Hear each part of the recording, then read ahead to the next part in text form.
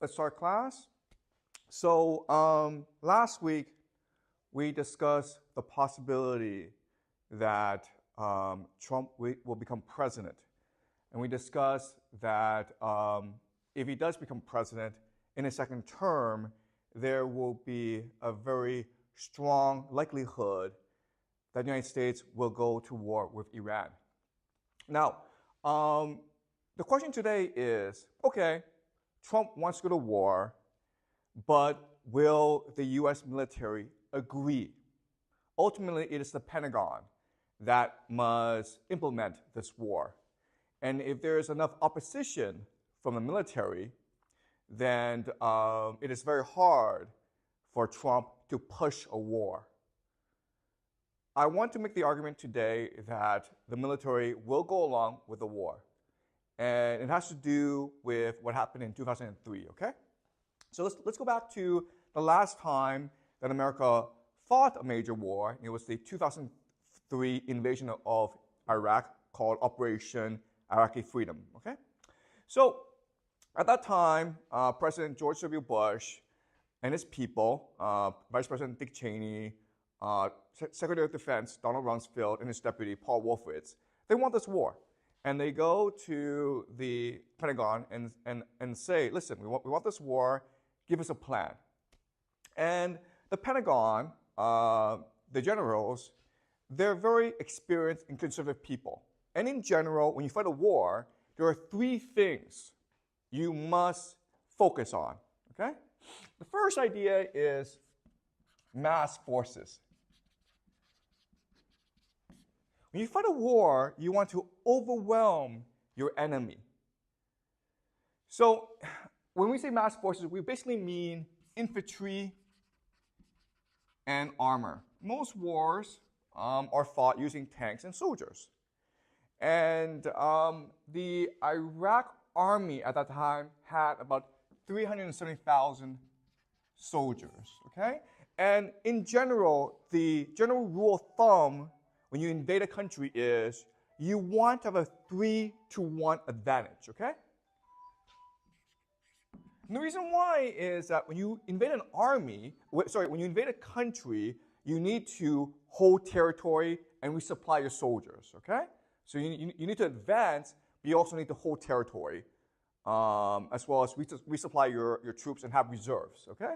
So the general rule of thumb is that if your enemy has 300,000 soldiers, you need about 1 million, okay? So that's the first principle.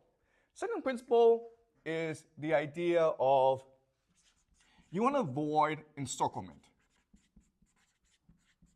The worst thing that can happen to your soldiers is if they become encircled by the enemy, okay? Because then it becomes impossible to defend yourself, all right? And the third idea is protect supply lines.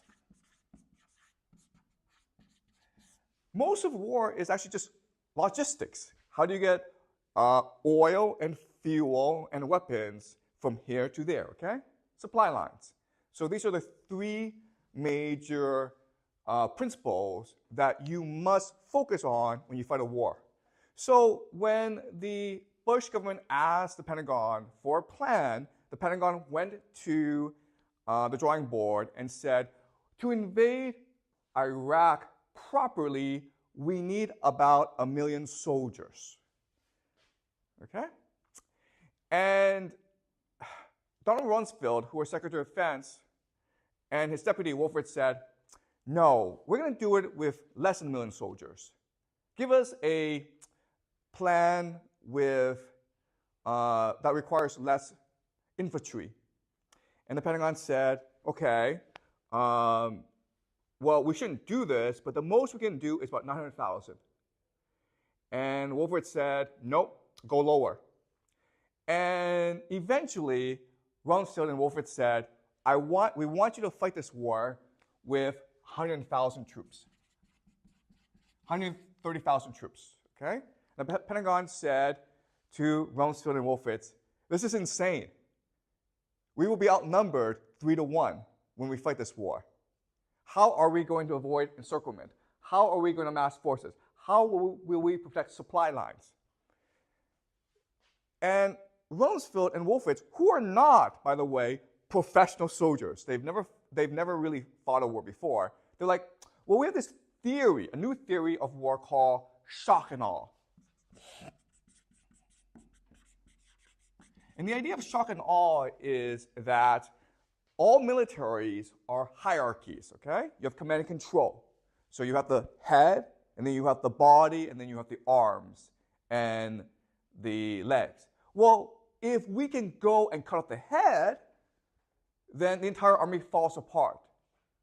And we can do that because the nature of war has changed. What the US military specializes in, what gives us the advantage is three things, okay? First is air supremacy. We control the skies because we have the greatest air force in the world, okay? But second, what's most important is technological omniscience. Omniscience means to know everything. We're God. The reason why is, listen, we have satellites that can see everything on the earth.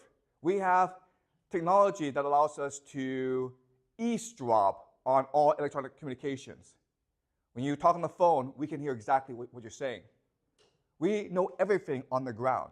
That allows us to have the power of God, okay? That's the second thing. The third thing is we have special forces. So special forces are soldiers who go into enemy territory and they are able to target and direct air power against the enemy, okay? And we, America, have the best special forces in the world. And so with these three things, we have a new doctrine of war. We can fight war in a new way that's never been fought before, but which will guarantee that war will be quick. We'll do it very quickly, cheap. It won't cost that much money. And third, decisive. We will completely destroy our enemy. Okay? And the Pentagon was like, you guys are insane. This is not going to work. This is a theory, guys. Whereas this idea, mass forces, avoid encirclement, protect supply lines, we've been doing this for like thousands of years. This is just experience. This is just history. This is reality, guys. This is just a fantasy, all right? But Rumsfeld and Wolfowitz insisted, and they said, you must fight this war this way. And they insisted. And it turned out that this plan that the Pentagon, most military planners thought is absurd, insane, unrealistic, worked 100% the way it was supposed to work. Okay? The Second Gulf War in 2003 lasted exactly 3 weeks. Very quick. The US military, with only 130,000 troops, was able to destroy an army of 370,000 in 3 weeks, okay? That's one. Second is that America lost at most 200 soldiers. And most of it was due to friendly fire, okay? It was accidental. This is insane. This has never happened before. Only 200 American soldiers died at most, whereas tens of thousands of Iraqi soldiers died, okay? And the third thing that was most impressive is something called thunder runs. Okay, this is just America flexing, okay, or showing off. So what was happening was that America was so dominant that you had these American soldiers in their armored vehicles drive into Baghdad, the capital city. And they would just drive around, circle it, and no one could stop them. And this is what they call thunder runs, okay? And they did 3 of these. It was purely an act of intimidation, but it's also just showing off, okay? It's like you're in a fight, and you decide, you know what, I'm so much stronger than this guy, I'm going to do a backflip, okay? I'm so bored, by this guy, I'm going to do a backflip. Thunder runs, okay? So these three things show the incredible superiority of this doctrine of shock and awe. Okay? So how is America able to achieve all this? Well, I mean, the first thing is the idea of air supremacy. So one bomb, called cluster bomb, can wipe out an entire tank division. And the reason why is that a cluster bomb inside has about 40 bombs. And these 40 bombs are equipped with GPS. So what they can do is each of these bombs can go and find a tank. It will latch onto a tank and blow the tank up. So this one cluster bomb, which doesn't really cost that much money, can destroy an entire tank division by itself, okay? The other thing is special forces. So the theory is that special forces, if we make them the central core of our military, that will have a devastating impact. And it was true. So what was happening was that special forces could drive around and look for military installations by themselves, okay? We're talking like a few people. And then they could order in an airstrike, okay? And then the planes would blow everything up. So shock and awe was extremely effective. But the problem is that people don't really ask, what did Saddam Hussein do wrong? Why was it so effective against Saddam Hussein? And there are actually three reasons, okay, to think that what happened in 2003 was not a revolution in military doctrine, not a revolution in warfare, but just a unique incident in war that doesn't really tell us that much, okay? In other words, what was happening in Iraq could not be replicated, okay? And there are three reasons why. The first is that Saddam Hussein had no air defense, okay? He had no air defense. He didn't have weapons to counter America's air supremacy. And the reason why is that in 1991, Saddam Hussein fought a war against America called the First Persian Gulf War, okay? Operation Desert Storm. And his army got destroyed by American air power. And at this point, America could have chose to go invade Iraq and overthrow Saddam Hussein. And America didn't. So Saddam Hussein learned two lessons from the Persian Gulf War, which is number one, I can never beat America. There's no point in trying. If America wants to beat the crap out of me, I can't stop it, okay? That's the first thing he learned. Second thing he learned is that America probably does not want to overthrow me. Because if he overthrows me, it would destabilize the country, it would destabilize the region, you would allow terrorists into the country, you would turn my people into terrorists, you would empower Iran. So there's no way that America could overthrow me, would want to overthrow me. So let me just focus my resources on suppressing internal dissent, okay? So he completely forgot about America. So even when it was clear that America was about to invade, he still did not put up any air defenses because he didn't have any air defenses, okay? So that's the first thing that was unique about the 2003 war, okay? Second thing is that Iraq is a desert. That makes it ideal for shock and awe, right? Air power can go anywhere. You have satellites that can see everything. Special forces can just drive around, okay? So a desert makes it an ideal situation for shock and awe. And the third thing is just surprise. No one in human history has tried to fight a war like this, okay? And so no one knew what was going to happen.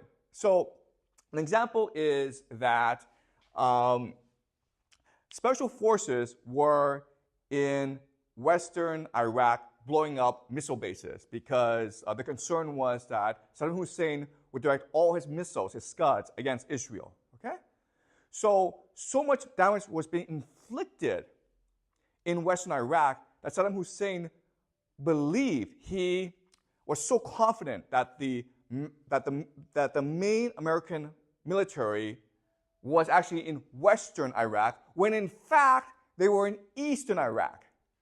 So he diverted all his forces to western Iraq and left Baghdad completely open to attack from the east. Okay? So no one had fought a war like this before, and no one knew what to expect. Okay? But obviously, you can only do this once, right? Okay? So there are three special conditions to make us think that shock and awe in the 2003 Iraq War was just a one-off. It was unique, okay? Unfortunately, the Americans don't know this, okay? Right? The Americans are like, well, all this does is prove our theory to be correct, okay? So after 2003, America focused its military doctrine, its military, on shock and awe, okay? So the example is special forces. So before 2001, America had about 38,000 special forces. Today it has 73,000. Okay, that's a lot. Okay, because America has a total army of 1.3 million. The budget for special forces, Black Ops, okay, it was about $2 billion in 2000, and today it's about $13.7 billion. So it's almost an increase of 7 times, which is a lot. But this is just the public official number, because special forces are Black Ops. They can operate outside supervision of the military, okay? So in other words, their actual budget is probably 10 times, possibly 100 times more than the official budget, right? Now special forces, I want to talk very briefly about why special forces is a problem, okay? Now, traditionally, militaries have been very strict hierarchies. And there are good reasons for this, okay? You have to enforce order and discipline, right? But you're also concerned about the military overthrowing the government, right? That's always been a problem throughout history. So you must maintain complete control. But when you do that, you create a lot of problems in the military. It is unable to react very quickly to hostile situations, okay? If terrorists come and attack you, your military can't actually go and defeat them. It's too slow, okay? Sometimes there are hostage crises, okay? So throughout the 70s, a lot of airplanes were getting hijacked by terrorists. For these circumstances, you need special forces, okay? Soldiers who are outside your immediate control, who can respond immediately to crises. That's why you have special forces, okay? But in general, you don't want that many special forces because, again, they're outside the control of your military, okay? They're independent sometimes of your military. They have a lot of space to maneuver and to be independent. Now, why are special forces a problem? It's because the people who volunteer for special forces are different from you and me, okay? To put it very lightly. So, for example, let's look at one of the top 2 special forces in the world called SAS, okay? This is British Special Air Services.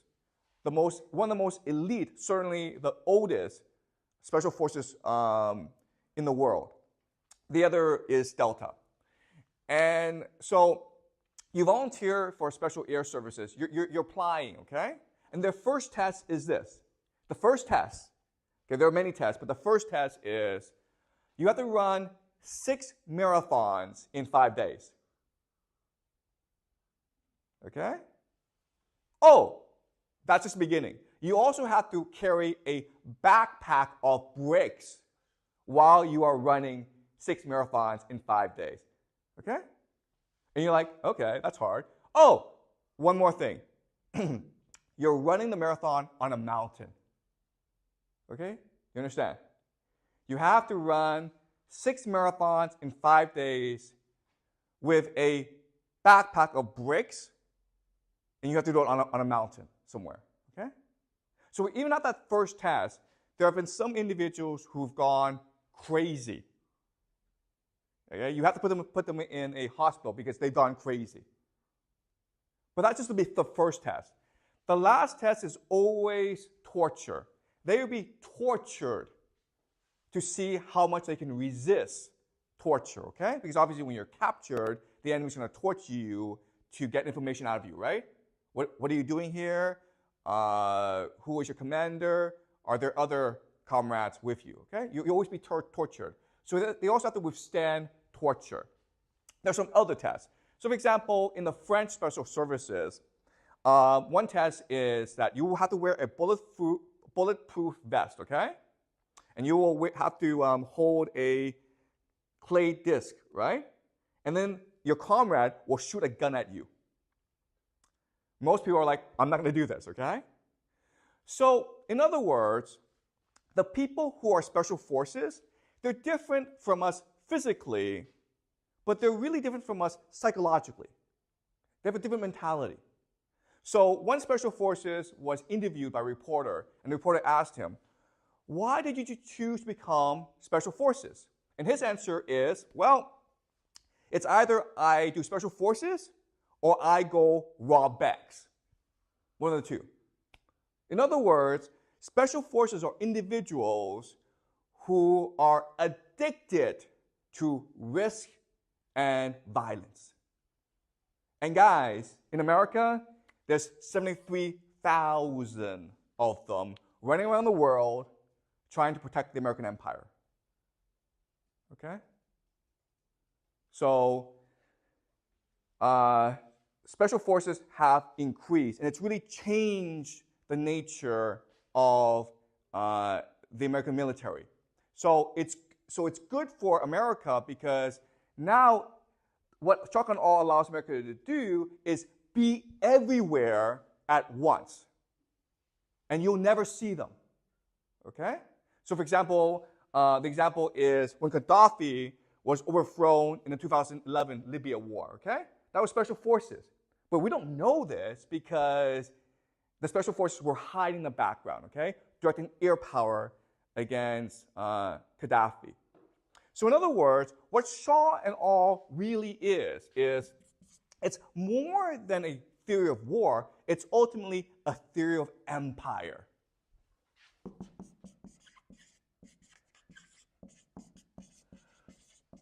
America is an empire, but unfortunately, most Americans don't want to admit that because being an empire means doing bad things to innocent people. And what Shock and Awe allows is for America to be an empire without the guilt of being an empire. Okay? You have special forces doing all the work necessary in order to maintain this empire without people actually knowing. All right? So Shock and Awe is really a theory of empire as opposed to a theory of war. Okay? So does it make sense to you guys so far? Okay, any questions so far? Yeah? So there's increasing number of special forces. Is that because more people are like the people in special forces, which are different from others, or because the America wants more special forces? Okay, so Celine asked a great question. There's more special forces. Is it because there's more people who want to be special forces, or is it because America needs more special forces? The answer is both. Okay. So again, America after the fall of the Soviet Union no longer had a peer competitor. So the understanding of America is that from now on they would have to fight rogue regimes. Okay. So small nations that don't really listen to America, and these nations have to be toppled very quickly. Okay, so the examples would be Iraq, Iran, North Korea, okay, the axis of evil. So America started to shift its doctrine to shadow wars, okay, wars that you don't really see, but which would be effective in toppling the regimes you don't like, okay? And so a lot of the resources were shifted into special forces, and that allowed more people to enter special forces. Okay? Does that make sense? Okay. All right. Any more questions before I move on? All right. Now the question then is, all right, shock and awe, where does this come from? And it comes from one of the greatest disasters for America called the Vietnam War. Okay? So from 1965 until 1973, there was a civil war in Vietnam between North Vietnam, which was communist, and South Vietnam, which is basically a U.S.-controlled puppet state, okay? And America sent soldiers from 1965 to 1973 to protect South Vietnam from insurgents and rebels. And at the height of this war, 3 million U.S. soldiers had to be deployed, okay? And at the height, in 1969, 500,000 soldiers, U.S. soldiers, were in country to fight against the rebels and the insurgents, okay? 58,000 U.S. soldiers died in this war. 3 million, at least 3 million Vietnamese died in this war. 2 million of them were civilians, innocent civilians, okay? Over 300,000 U.S. soldiers were wounded, okay? They went home without legs, without arms, and they were traumatized. And this was an extremely controversial war in America because they were trying to fight the war using standard military doctrine, mass forces, right? So they instituted something called a draft. So if you were a young American, you had to go fight in this war in Vietnam. But you didn't know why you had to go fight this war. And chances are that you would either die or you would lose a body part in this war. So it became extremely unpopular in America. The other thing is that there were a lot of journalists in Vietnam during this time, and they were reporting on how America was killing Vietnamese for no reason. So the most famous story is something called the My Lai massacre, where American soldiers went into a Vietnamese village and killed everyone there, okay? 300 people, 400 people, okay? And this was happening actually quite a lot.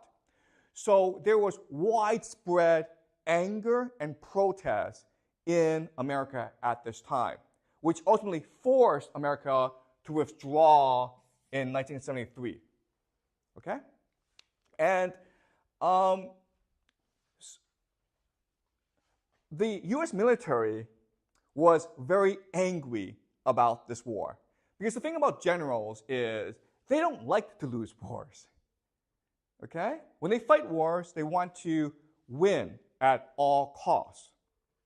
And they felt that they were betrayed by the country. They were fighting hard to maintain the American empire, to fight against communism. And this was bringing wealth, power, and prestige to America. But the American people, the American politicians, the American democracy, republic, refused to make the necessary sacrifices in order to maintain this empire. And so many American generals felt betrayed by what happened in Vietnam. Okay? Now, there's a very famous incident during this war called the Pentagon Papers. Okay? In 1971. In 1971, a group of American analysts, okay, these are military analysts working in the military. They secretly got together and they tried to compose a secret history of the Vietnam War. And this was called the Pentagon Papers. And this was meant to be classified. This was not meant to be read by the public. But one of them, Daniel Ellsberg, leaked it to the newspapers, Washington Post and New York Times, and they published it. And people were angry by the Pentagon Papers because what the Pentagon Papers said is, one, America has been secretly fighting this war for a long time. Okay? So many presidents, including Eisenhower, Kennedy, and Lyndon Johnson, were expending this war without public approval, without congressional approval, okay? So there was a lot of deception. That's the first thing. Second thing is that the politicians, the presidents, knew this war was not winnable. You couldn't win this war, okay? And the reason why is that these Vietnamese peasants, they were unbeatable because what they were doing was they were digging tunnels underground. And then when American soldiers were coming, they would just pop out these tunnels, shoot at them, and then disappear back into the tunnels, okay? It was like as though they could swim underground. They were not beatable. Second thing is that they had an unlimited supply of weapons. And you're like, wait a minute. These peasants don't have weapons. And the answer is they got these weapons from their enemies. Okay? So the first thing is that these soldiers, these American soldiers, were in the jungle and they were carrying backpacks of ammunition, right? And sometimes they would lose a fight or they would run away in the jungle because it's very hard to carry these backpacks of ammunition, right? They would drop these ammunition and guess what? You're now arming the enemy, right? Because these peasants would pick up these ammo and use it themselves. Okay, that's the first thing. Second thing is that the U.S. military dropped more bombs on Vietnam than in World War II combined, okay? More bombs were dropped in Vietnam than in World War II combined, okay? Does that make sense? And about 20% of these bombs didn't explode. And if they didn't explode, the enemy could pick them up and transform them into landmines. And it was these landmines that were killing more Americans than anything else. Okay, that's the second thing. And the third thing was that the South Vietnamese army was extremely corrupt. So they were taking these American weapons and selling them to the rebels. Okay? So then the question then is, if you can't really see this enemy, they're everywhere, okay? They can swim underground. And if you're supplying them yourself, so no matter how much weapons you can bring into this country, how are you going to win this war?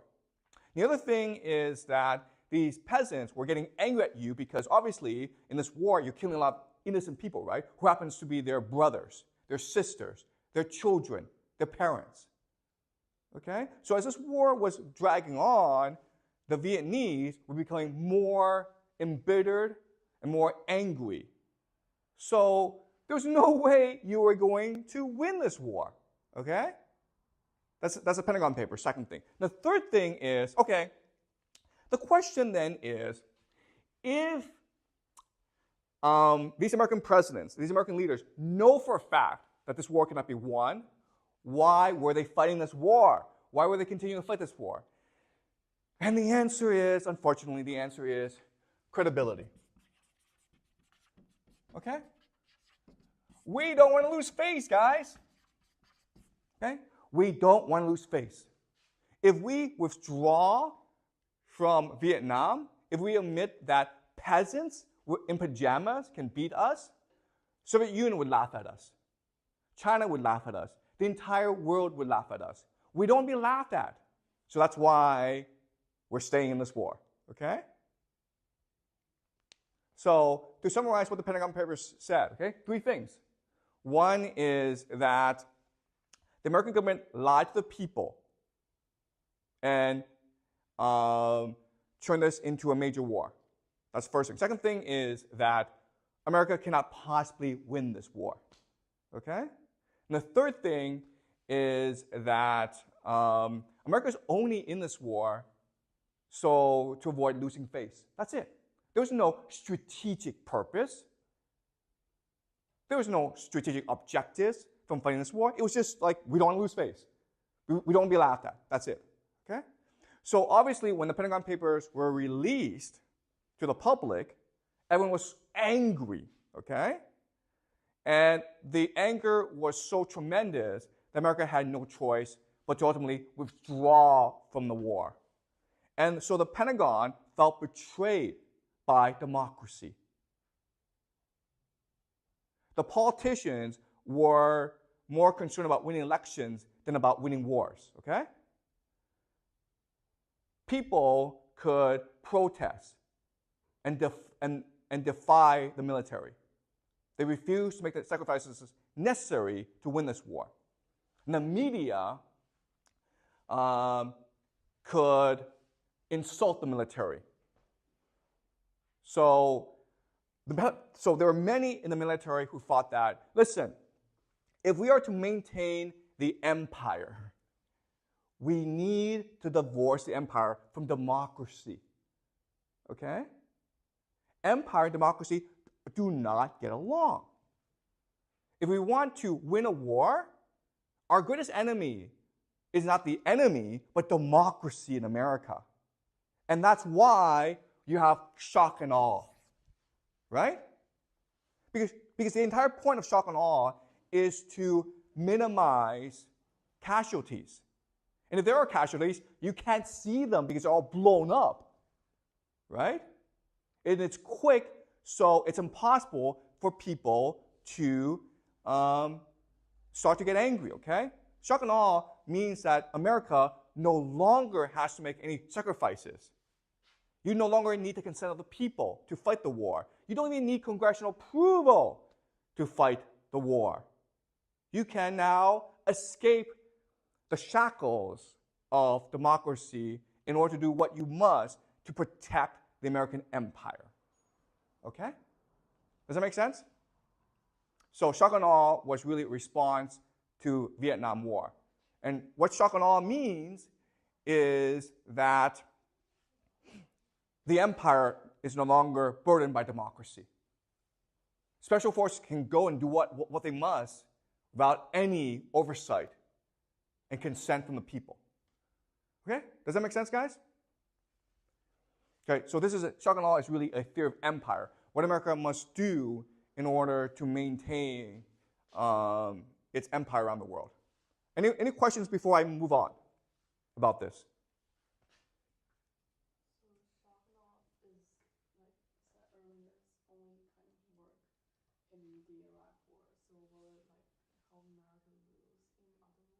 Okay, so Celine asked a great question, which is, okay, I make the argument that shock and awe only works in Iraq, right? And what would happen in other words? Okay, so the thing about America for the past 20 years is it's been mainly fighting wars in the Middle East. And it turns out the entire Middle East is a desert, okay? All right, so this shock and awe policy has had tremendous success in Iraq and then in Libya, okay? Because America overthrew Gaddafi in Libya. And it's also had some success in Syria as well. Okay? So from the perspective of America, we're really only fighting wars in a desert. Shock and awe is fine. Okay? But next class, we'll discuss Iran. And Iran is not a desert, it's mountains. And I'll show you that shock and awe is not going to work in Iran. Okay? But that's next class. Okay? Does that make sense? All right. Any more questions?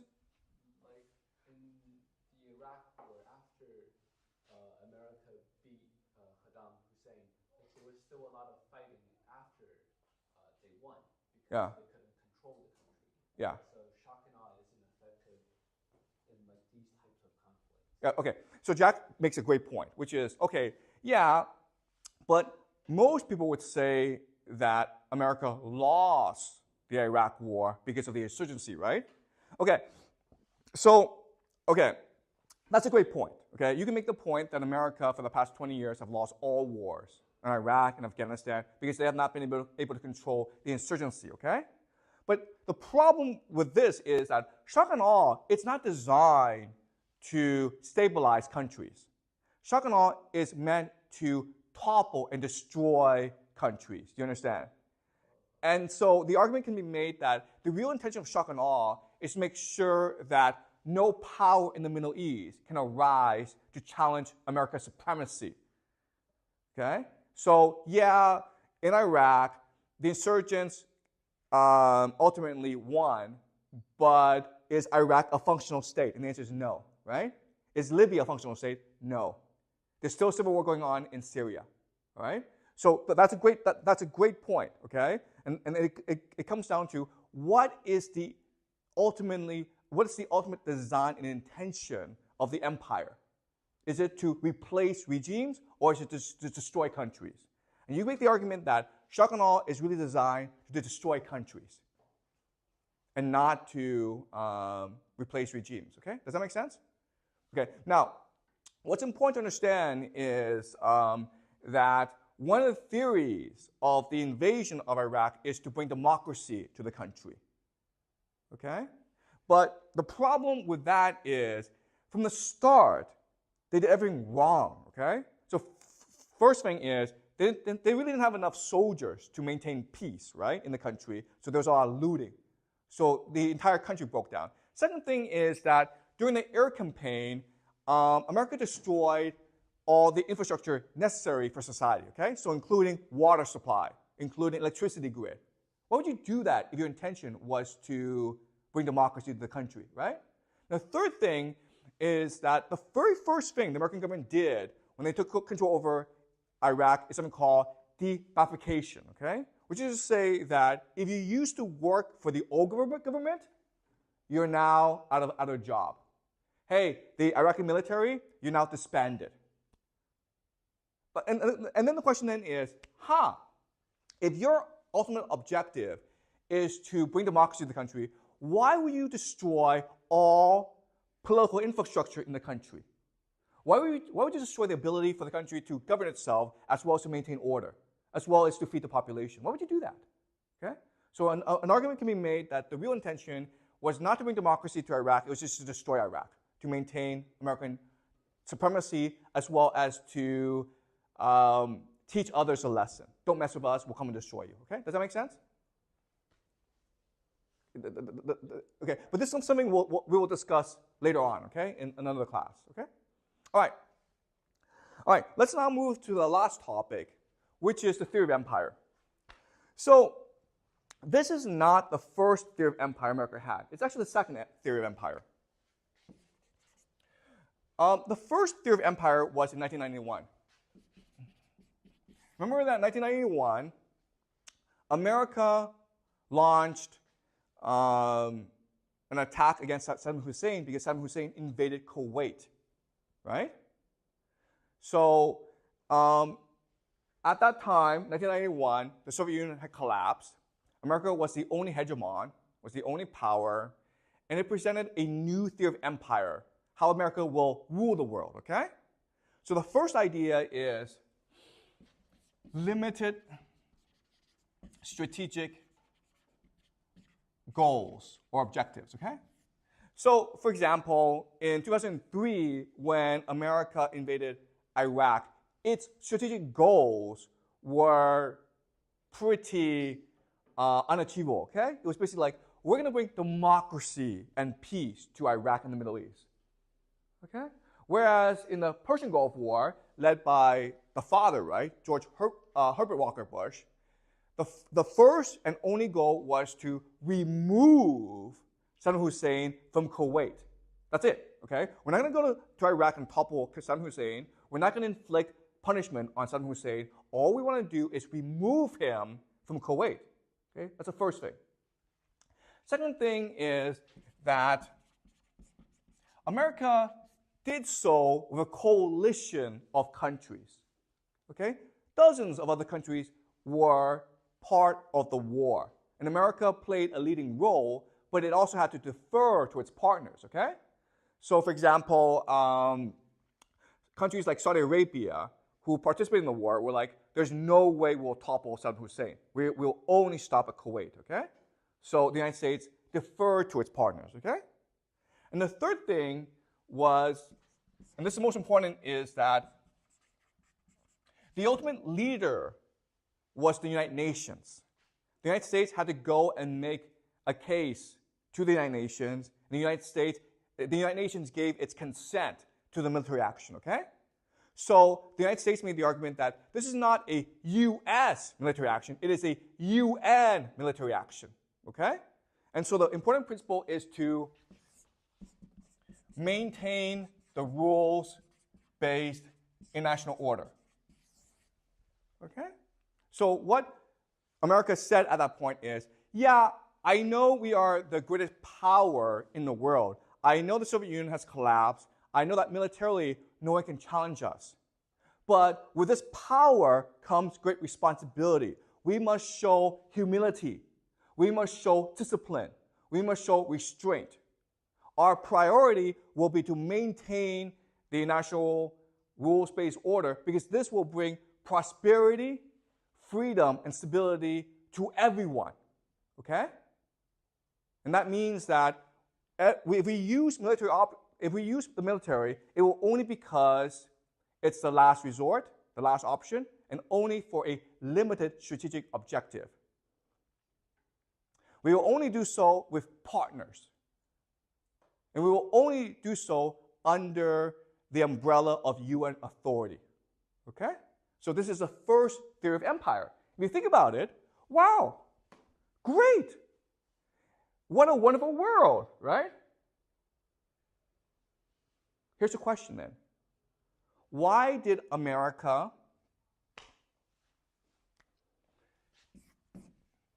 not do this anymore? Why did it switch to shock and awe? Shock and awe is basically unlimited strategic goals, unilateral military action, right? We, America, will do this by ourselves. We don't really need anyone, okay? And in America, it's just basically bowling. We make the rules. Why did America do this? Why this transition from the first theory of empire, which is great, it would allow America to rule the world forever, to now the second theory of empire, which is pissing the entire world off? Why?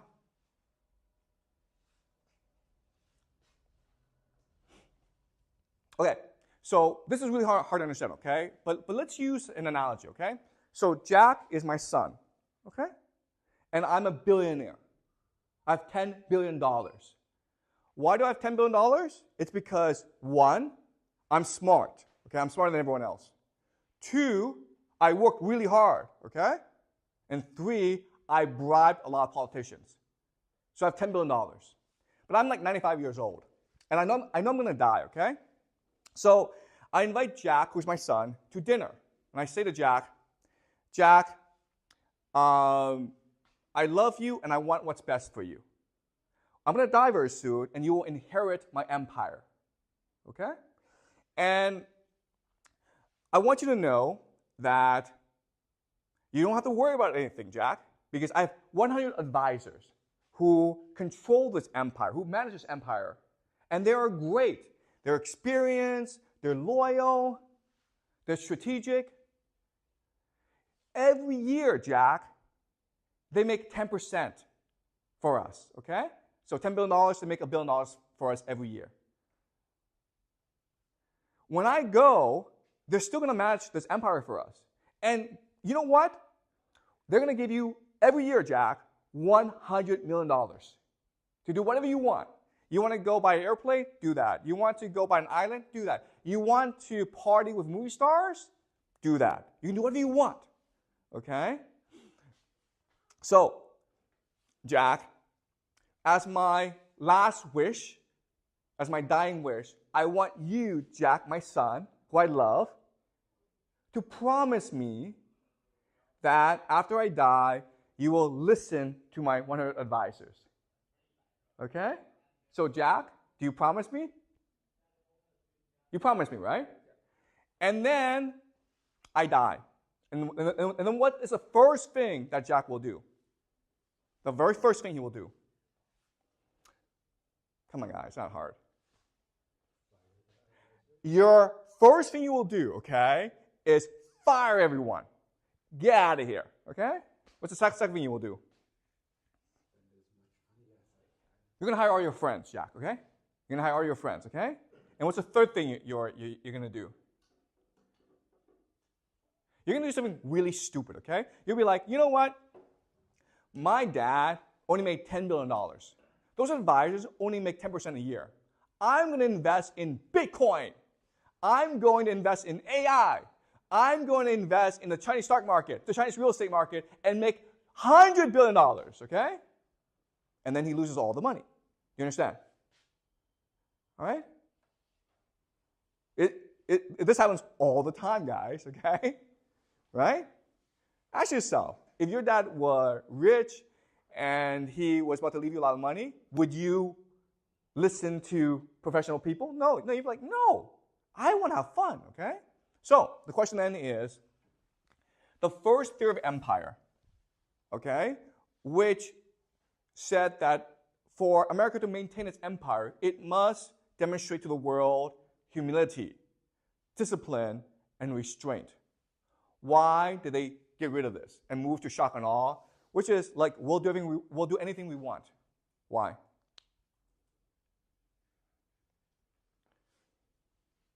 Why? Why would they do that?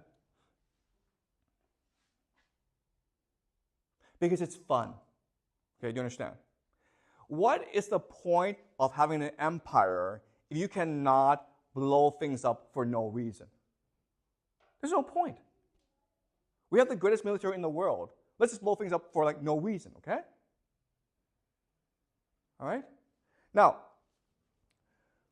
there are 3 fundamental problems with shock and awe, okay? The first problem is that you become overcommitted. Okay, do you understand? You believe that shock and awe allows you to be God. You can be anywhere at once fighting all wars, okay? You're overcommitted. Second is you lack strategic focus. Meaning that you actually don't have a plan. You don't know what you want to do with this empire. You know you just want to maintain this empire, okay? So you don't actually have a strategy in place, okay? And the third thing is hubris. You don't think anyone can challenge you. You don't think you can lose a war, okay? And so the idea of hubris is this. Right now, America has this huge empire, and it's refusing to spend the necessary resources to protect the empire. So for example, the US Navy, okay? In 1945, it had 7,600 ships. Today, guess what, guys? It has 475. These 475 ships must go around all around the world to protect shipping lanes, okay? The US military in 1991, during the first Persian Gulf War, had 2 million soldiers. Today it has 1.3 million soldiers. Okay? So, in other words, if America ever fights a war, a major war, it's going to have a lot of problems. The other thing is that America doesn't even have manufacturing capacity anymore, okay? It doesn't have any factories anymore, which means that if it fights a war, it can't fight a war for a very long time. So the example is that for every ship that America makes, China can make 300 ships. Okay? America no longer has this manufacturing capacity that it had during World War II, okay? So in other words, why will the military agree to the stupid war in Iran? Because it's overcommitted, it has no strategy, and it's because it's arrogant. All right? And the military is like this because of what happened in 2003, shock and awe. Does that make sense to you guys? All right? So next class, we will look at what the Iran war will look like. And I guarantee you that shock and awe is not going to work in Iran. All right? But I'll explain why next class. Any questions before we end for the day? So what's the difference between the American people who believe in the first theory and the people who believe in the second theory? Oh, so Celine asked a great question. What's the difference between the people who believe in the first theory and the second theory, okay? Okay, and the answer is this. The people who believe in the first theory came from an older generation, okay? This is a generation that fought in World War II and who fought the Cold War. So they understand what war looks like. War is really bloody and it's terrible. and we must do our best to avoid war, okay? The second generation, 2003, are individuals who don't know what war is, okay? Like, if you actually look at videos from 2003, the war, it actually looks like a video game. You understand? You don't actually see what they saw in Vietnam, which was all these soldiers losing their arms and crying, okay? I mean, the images from Vietnam were just terrible. It was hard for people to watch. But the Gulf War in 2003, it was just a video game. It was just like things getting blown up, okay? You don't actually see the people dying. And again, only 200 people died, 200 soldiers died in 2003, okay? So, in other words, unfortunately, America is headed towards disaster, okay? Because the people in charge have no experience. They don't know what war is. And they don't know what the horrors of war is. And they've inherited a lot of money, and they want to enjoy the money, okay? They want to have fun, okay? Does that make sense? Okay, all right, great. So I'll see you guys next class.